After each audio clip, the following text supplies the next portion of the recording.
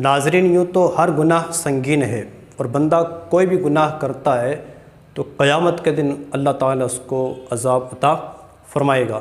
قرآن کریم میں اللہ تعالیٰ ارشاد فرماتا ہے وَمَن يَعْمَلْ مِثْقَالَ ذَرَّةٍ شَرًّا يَرَهُ، کہ جو ذرا برابر بھی گناہ کرتا ہے تو قیامت کے دن اس کو اس کی سزا دی جائے گی، وہ اس کا بدلہ دیکھے گا۔ اور تمام گناہوں سے بندے کو بچنے کی کوشش کرنی چاہیے۔ دو گناہ ایسے ہیں کہ جس کے کرنے پر ہی اللہ تعالیٰ بندے سے جنگ کا اعلان کرتا ہے۔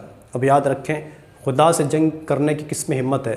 تو یہ دو گناہ کبھی بھی زندگی میں نہ کریں۔ پہلا گناہ ہے سود خوری، یعنی بیاج کھانا۔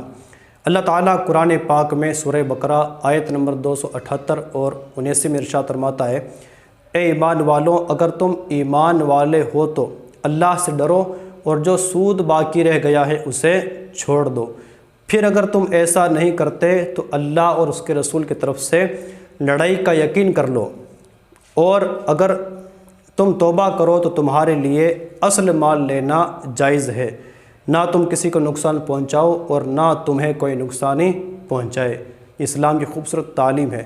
جو بندہ سود خوری کرتا ہے اللہ تعالیٰ نے اس سے جنگ کا اعلان ہی کر دیا ہے، تو زندگی میں کبھی بھی سود خوری نہ کریں۔ نبی کریم علیہ السلام کی حدیث پاک کا خلاصہ ہے کہ سود ہی 70 کبیرہ گناہوں کے برابر ہے، جن میں سے سب سے ہلکا گناہ اپنی ماں کے ساتھ زنا کرنا ہے، اس لیے کبھی بھی زندگی میں اس گناہ کے قریب بھی نہ جائیں۔ دوسرا گناہ ہے اللہ تعالیٰ کے کسی ولی سے نفرت کرنا، اپنے دل میں خدا کے کسی ولی سے قدرت، نفرت، منافرت اور دشمنی پنپنا۔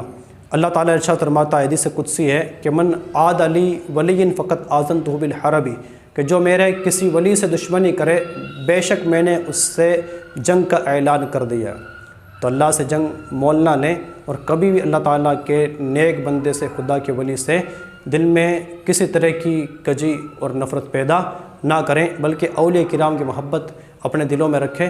اللہ تعالیٰ ہمیں ان دو گناہوں کے بشمول تمام گناہوں سے بچنے کی توفیق عطا فرمائے۔ السلام علیکم ورحمۃ اللہ وبرکاتہ۔